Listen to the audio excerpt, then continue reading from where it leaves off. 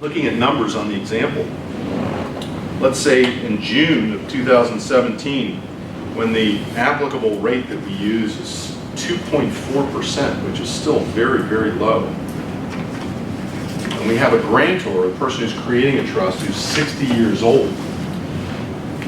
And let's say we're going to earn 3% on the income that's in the trust. Let's say we set it up for 10 years, 10-year grant. But we know that over that time period,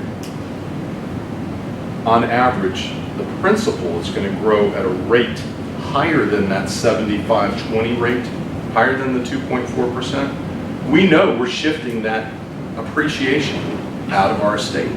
That's what you're focusing on in the graph. So if the interest rate is really low, like it is today, and you know that you're going to generate a high return above what the value is, because it's appreciating, because you're going to sell the business in 2 years and you know that you're going to get 10 million instead of $1 million for it, but an appraisal actually will come out at $1 million logistically and legitimately. Then you're transferring 9 million if you put 10 million into the graph. 9 million of future appreciation out of your estate. So in this particular example, we're saying that we're going to transfer a $5 million asset that after discounting, it's valued, and that's a 30% discount, at $3.5 million.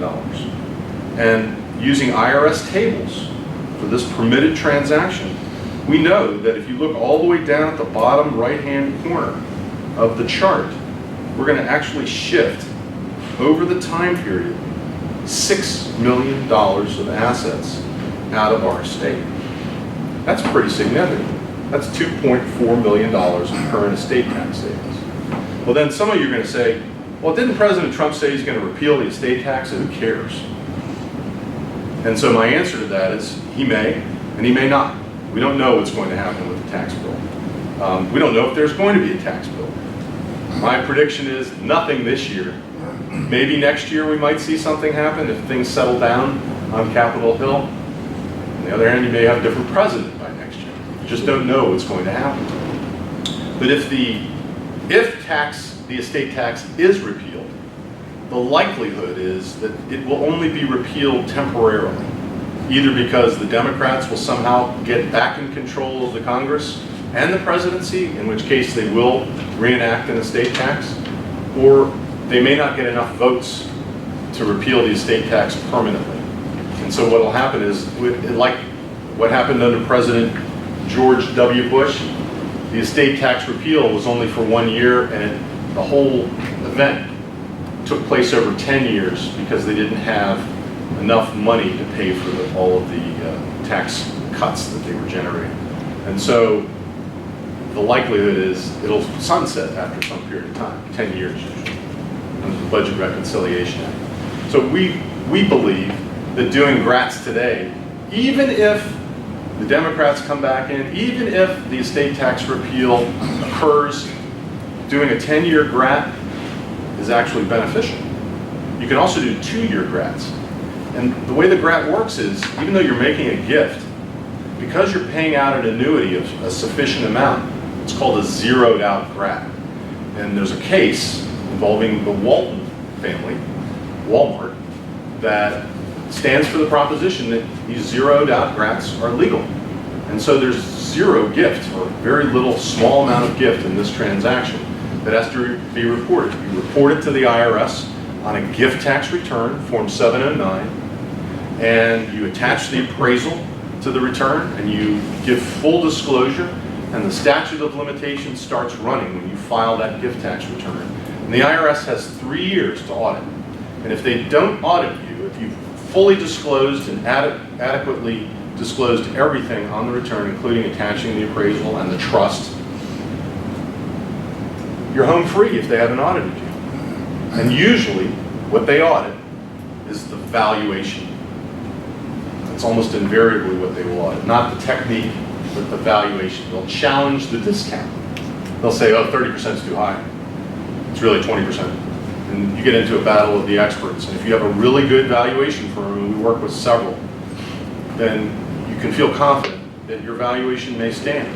The other thing about going through this type of a transaction, whether it's a GRAT or a sale to an intentionally defective grant or trust, or any of these other types of transactions, whether it's just a gift to a trust, is the valuation is absolutely critical. So getting a good valuation firm and a good valuation report, even though you may have to pay more for it, is well worth the investment, because it's, to me, it's audit insurance. They will be able to help you in the event of an audit, if there is one. And the other thing to think about is the IRS is really resource constrained now. They don't have a lot of resources anymore to throw at these transactions. And these transactions are proliferating exponentially. So we have many of these every year that we're engaging in. And fewer of them, in my experience, particularly on the gift side, are being audited. Any vignettes from the field? Rich, I mean, what would you say in terms of the audits? Yeah, well, it's probably a bad time to ask me that, because what you said. Just got done with the 709 audit. And then I'm currently having the 706 audit, first to die, changes. So I don't know if they're training them on these. So you're having a first to die 706 audit? Yeah. Interesting. Yeah. Well, we went with your firm on another client that was about 5 years ago.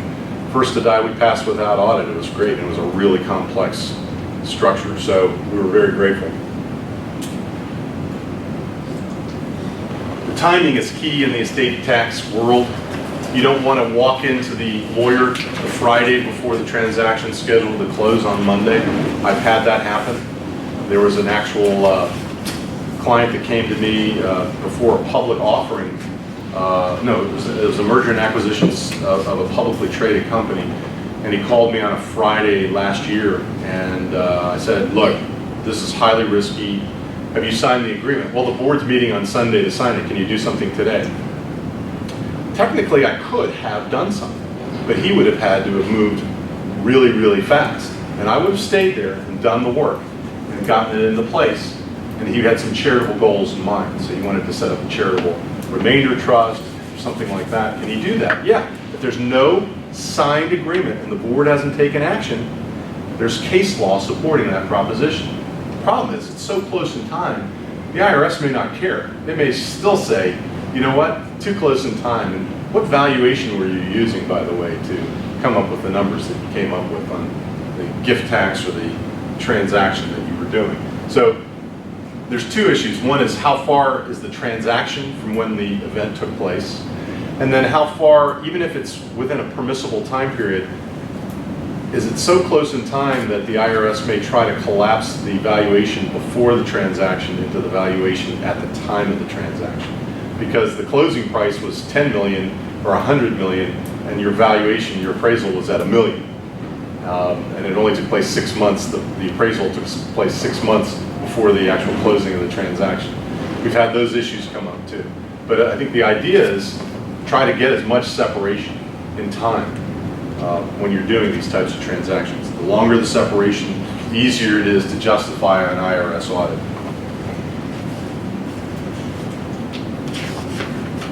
So these are all the different tools and techniques that we use. There are 3 examples in your handouts, one of a dynasty trust, how it works, another one of a charitable lead trust, which is sort of a sister to a GRAT. They work very similarly, but the charitable lead means that you're paying a charity out during a period of time, and at the end of that time, the balance goes to your heirs, your designated heirs. But these are all separate seminars in and of themselves. Very complicated. Happy to answer any questions on any of those types of transactions that you might have. Not, we've got to assemble a team to help us do this deal, whatever the deal is. Is it a transition to the next generation of management? Is it a transition to the next generation of family? Is it a sale to an outside buyer? That's really the, everybody's goal is they want to monetize the stuff that they've built. But, I have clients that they get into it, and I have a client who's in his 20th year of running his business. He started it from scratch. He's over 40 million in revenue today. He's built a tremendous management team and a tremendous infrastructure around him, and he's only 50 years old. So just imagine that. And I asked him, I said, you want to sell? Well, I'm getting calls every other day from private equity firms, investment bankers, everybody wants me to sell. But I don't think I want to sell. I'm making a really good living. I really like what I'm doing. I don't have to work that hard because I've got a great management team around me. I think I'm going to keep it. Maybe I'll pass it on to the next generation. Maybe my kids will come into the business. That's the way he's talking now. So 5 years ago, we were talking, yeah, I got to sell the business because this is too hard. What he did was he built the infrastructure around him so that he didn't have to work so hard. And now the business is generating significant cash flow for him and for the management team so that they're incentivized to keep this thing rolling down the tracks.